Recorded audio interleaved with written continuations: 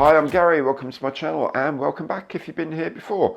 So today's day 2 of the build of the Buccaneer in 1/48 scale from Airfix. What a lovely kit is proving to be so far. Now, today we're going to be doing the fuselage, so we'll crack on, do as much as we can with the principal structure, the wings, body, that incredible open engine bay, put the tail on, maybe even do the air brakes. We'll see how we go. Okay, so if you enjoy the show, please do remember to say so by giving it a thumbs up, by clicking the like button below. Do subscribe to the channel if you haven't already to catch up with the other parts of the Buccaneer build and all the other builds and projects I have been doing. And if you fancy giving a bit more concrete support, well, you know where it all is. It's in the information box below. There's all my partner programs. Pick one or more if you really feel like it and help build this. Because remember, this kit was built directly as a result of donations from my supporters. Let's get on then and have a look at day 2 of building the 1/48 scale Buccaneer from Airfix. So first job of the day.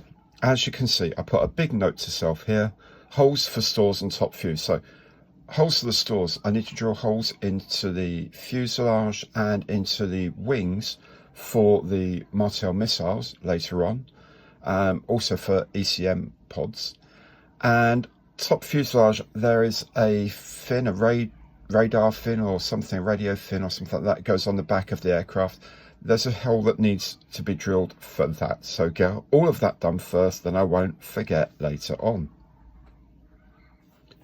Remember, I've decided to go for the scheme A, the Martel missiles, so there's holes in the fuselage and holes in the wings for the pylons, and also holes in the wings here for ECM equipment. And here are the location holes for the fin on the back of the aircraft. Notice that the Type A scheme, the one I'm doing, is a slightly different position to the other schemes. You'll also notice that everything now is 1mm. There used to be like, I'll make this 1.7 and make my 1.5 and this one 0.3 and all sorts of different sizes. This now, all the sizes seem to be the same, 1mm. Thank you, Airfix. So when I'm drilling out these holes, you can see there are 5 holes here and I only need 2 of them to be cut. So what I'm going to do is refer to the instructions and make sure I highlight the right ones. Okay, it saves a lot of hassle later, saves a bit of filling later or hiding it or whatever, but just double check that these are the right holes, and they are. And we're going to do the same on the wings. But while I've got the lower piece of the wing here, I just wanted to show you these ejector pin marks here. Now, ejector pin marks are quite a problem sometimes. They're chunks that you have to take off, especially from cheaper kits. These, to me, look like part of the process of moulding at Airfix is for someone to actually go around and knock these off. Now, either there's a robot doing it, or there's a person who goes around each kit with a grinding tool and actually shaves these off. I don't know which it is. That doesn't look like a moulding to me. That looks like someone's done it afterwards. And the reason why it don't look like a moulding directly is that the marks are different on different wings and a bit more random. But it does look like someone or something robotic has actually taken these markings down, these ejector pins down. That is properly good. That's really impressive.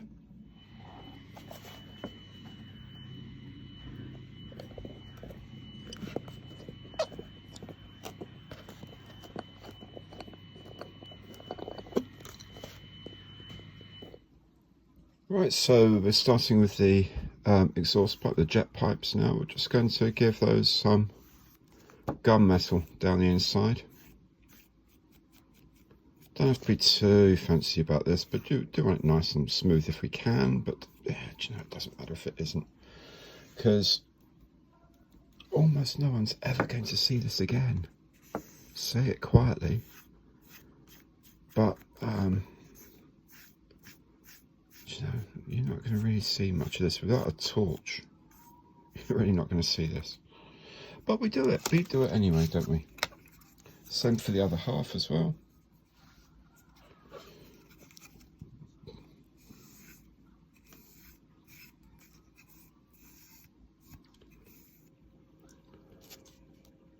Then the two halves of the exhaust pipe can go on. Just click into place. And we'll clamp that up, and then we'll just use a little bit of extra thin just to tidy up some of these edges. But yeah, there it goes. This is quite an essential part to the central sort of core structure of the kit, so we're going to want to make sure this is absolutely right. Okay, so clamp it up, let it dry properly. Right, now some of these engine bay parts I'm pre-painting, and I'm also putting some detail wash on. That looks heavy, I know it looks heavy, but trust me, there we go, over water. This will dry a lot paler than it looks right now. In fact, I may even have to go over the detailing again. But hey, engine bays are supposed to look filthy. Undercarriage bays and all that. It's supposed to look filthy. If they're not filthy, they're not being used properly. Okay? So all these bits around the engine bay here all need to be a bit muckier, a bit grubbier, and also they pick out the details more with this wash. There we go. That's better. And don't forget to put some wash into the fan blades there, because you will be able to see these through the inlets apparently, so give them a nice bit of contrast in case you can.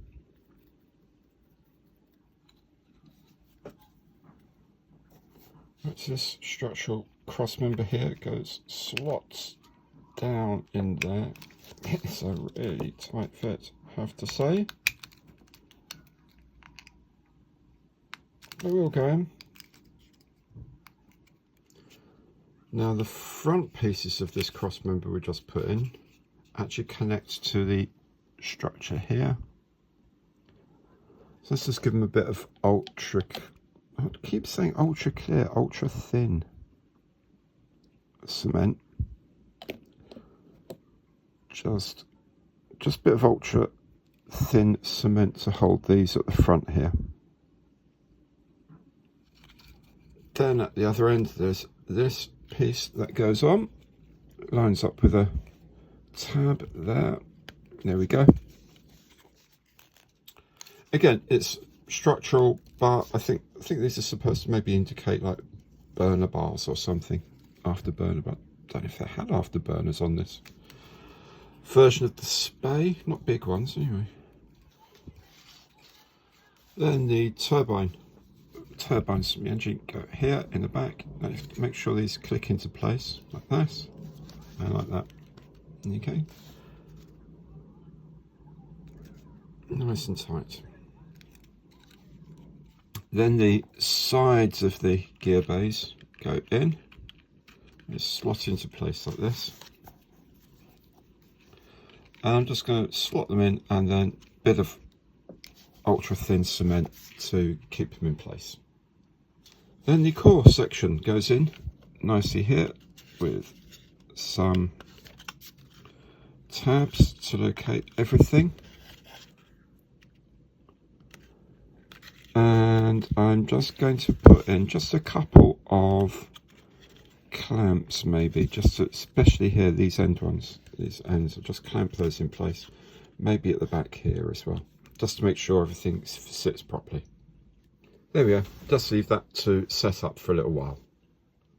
And for the inlet, again, it's just two pieces that kind of stick together like that. And there's locators on the edges as well. And while I'm in the mood for joining things together, I'll put together the two halves of this Spey engine that is going to be poking out, well, not poking out, it's going to be visible on the port side of the kit later on. And now the intake can go on the fan assembly like this.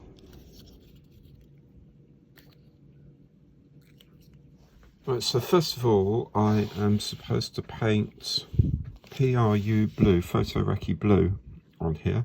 I haven't got photorecce blue, oddly enough. I haven't made any RAF photo reconnaissance aircraft recently. So what I'm using is the blue I had to get for the NHS Hawk. It's kind of a PRU blue, and do you know what, for me it will do. I'm not going to buy a pot of paint just for this one little bit here. Next on the engine, now I've already sprayed this with US Ghost Grey, which is 127 on Humbrol. I'm now going to put some Compass Grey, which is 128 at Humbrol, in here as well, just to break up the colour tones, I guess. Then the last step is to paint the rest in gunmetal, but I'm not going to use gunmetal. I'm going to use my Vallejo dark aluminium. I think it's got a better sort of engine-y colour. So we'll just put that around those pipes, like so. Now, instructions say silver for this piece, but I don't think it's silver. I think it's duraluminum, which is structural aluminium used in aircraft construction, and that's what I'm going to paint it, because I have a Dural paint. If you don't, of course you can use silver, but maybe just knock it down just a bit. Silver itself tends to be a bit too blue.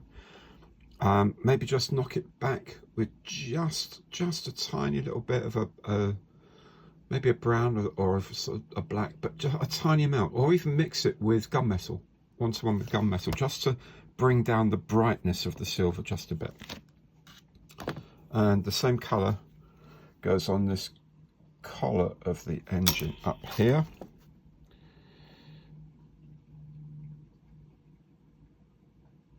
These metal colours, they're very, very thin. They are designed to go on top of a black undercoat, but I haven't put black undercoat on, so.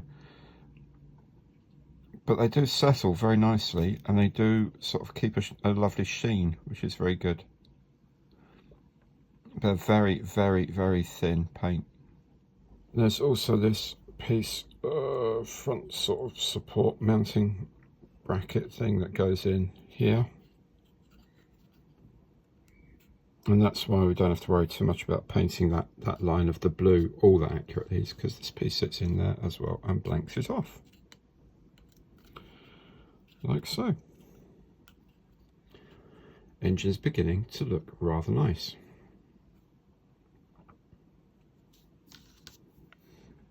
I'm just going to put the engine in now.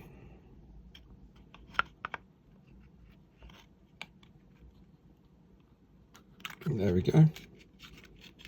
Put the back in first, and then you can make sure these clip into the channels at the front. You can see this. Yeah, see these channels here. This one here, and there's a one over here as well. Got to sit in between those. It looks really good. I have to say, it does look nice. Obviously, we're going to do a little bit of weathering and wearing on that in a little while, but for the moment at least, that's the engine looking pretty smart. So next there's another couple of pipes that sit on top of this. This really is an astonishingly beautifully modelled engine, I have to say. This first part sits into this outlet, high pressure outlet.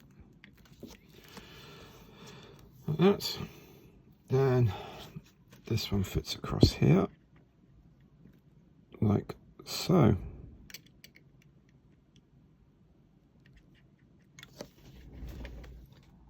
By the way, if you're not bothered about having the engine access door open, Airfix still suggests you do the actual body of the engine because it helps the structural strength of the air. You don't have to obviously do these little fancy pipes on it, but the body of the engine and this piece need to go on nonetheless. So we've got that lovely engine. How are we going to show it off? Well, we have to take out a panel, this panel here to be precise, and the way we do that is by drilling all the way along the ends of the panels and then cutting and finishing off the edges. Sounds like a faff, says you. Airfix have thought of that, says I, because they've pre-drilled most of it. You really don't have to do too much effort to get through all these, take it out, and then we will tidy up and sand down the edges. Let's hope it goes as well as I make it sound. So there we go, that's all the holes drilled, 80 of them. Yes, 80 of them. So what we're going to do is just cut through where the holes are. Now these are comfortably inside the edge that we need, so don't worry about going too far over. So well inside the edge here, and just up here as well.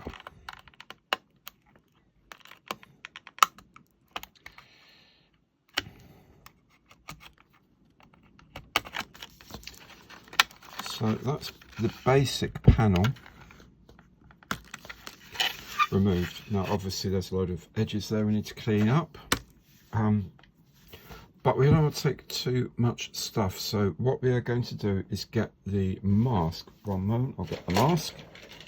Right, so we've got this mask piece. So what we can do is just start cleaning this up, but use this mask to always check we are getting where we're getting close, where there's still places to take off. Okay, so it's a really, really good piece of kit that. I'll get going, I'll see you in a bit later. And there we are, all nice and neatly cut out, pretty straight lines, I think. Ready to go on to the next stage.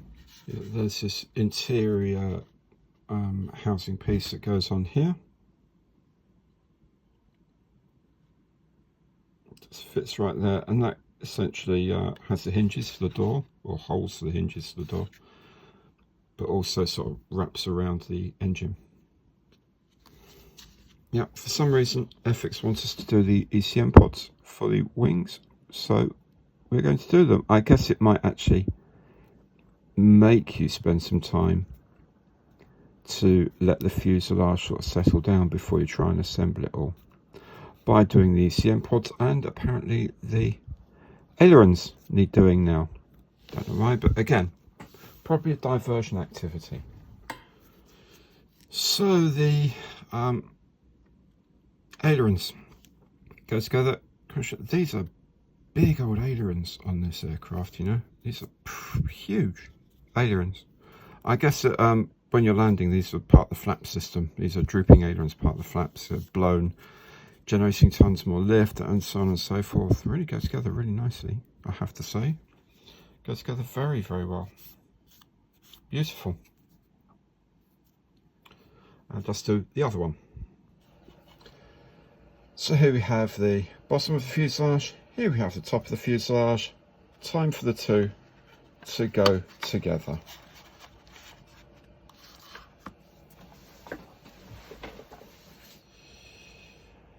Right, whilst the fuselage is setting up, I'll do some work on the wings. Now, for scheme A, the one with the Martel missiles, you have to take off this, the 5th vortex generator along on the top wing. Okay, this is a level of detail many people might think is a bit irrelevant, but that 5th vortex generator has to go. Why they took the vortex generator off, I don't know. It's probably some sort of aerodynamic interference with the carriage of the stores just underneath it. Maybe the vortex generator doesn't do any favours to the Martel missile. I don't know. But anyway, that's what we have to do. So number 5 from the inside. 1, 2, 3, 4, 5. This one here. You can just very gently nip it off with a sharp tool, and then just with the tip of a very fine, I'm using an 800 grit sanding stick here, just flatten it out. There we go. There we go, like it was never there in the first place. Okay, so now we can get on with putting the wings together, which is very exciting. Simple, bottom half fits into the top half. Very straightforward, very, very, very nice fit. Right, so we'll start on the tail. This is the mounting for the air brake assembly. That slots in there, you can see. Let me just zoom in a bit. There we go. You can see the see how tabs sit against each other there. There we go. Like that. And it's going to be the same on this side, so we'll just put a dab of glue there. And then we can join the two halves together.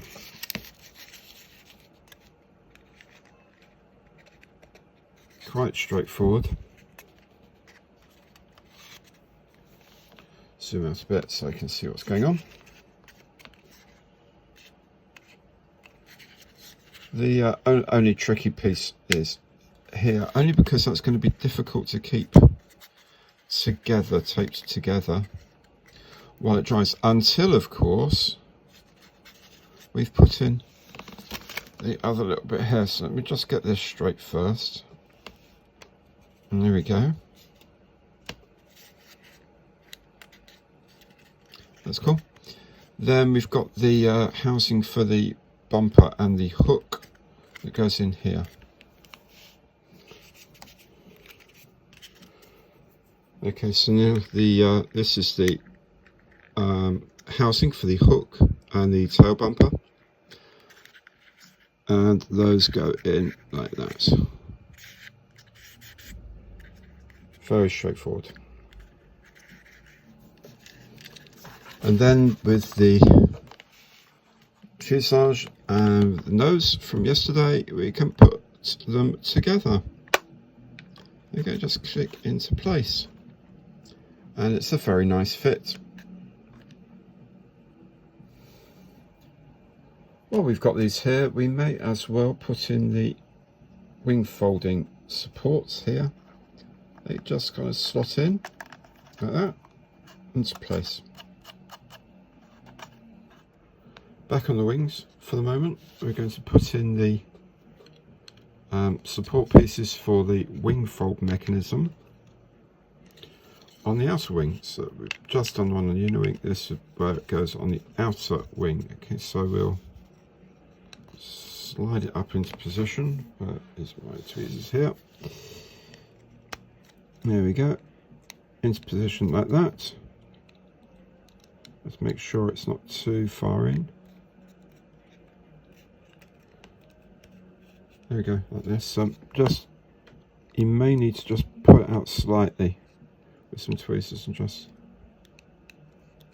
get it to sit right on the edge there like that. Clamp it. And ultra thin cement, beads of ultra thin cement around to seal it in place.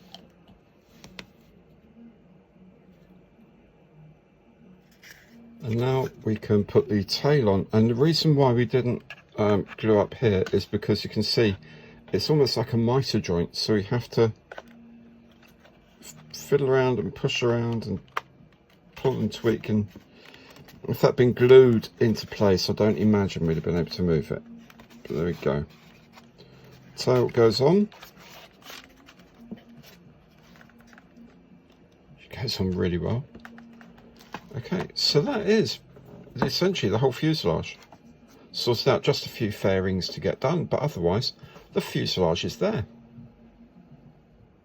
Then the outside fairings of the air intakes can go into place. And then the exhaust pipes, of course, exhausts from the engine They go through an exhaust fairing at the back, an aerodynamic fairing. They sit nicely like so, and just sort of poke out the back like that.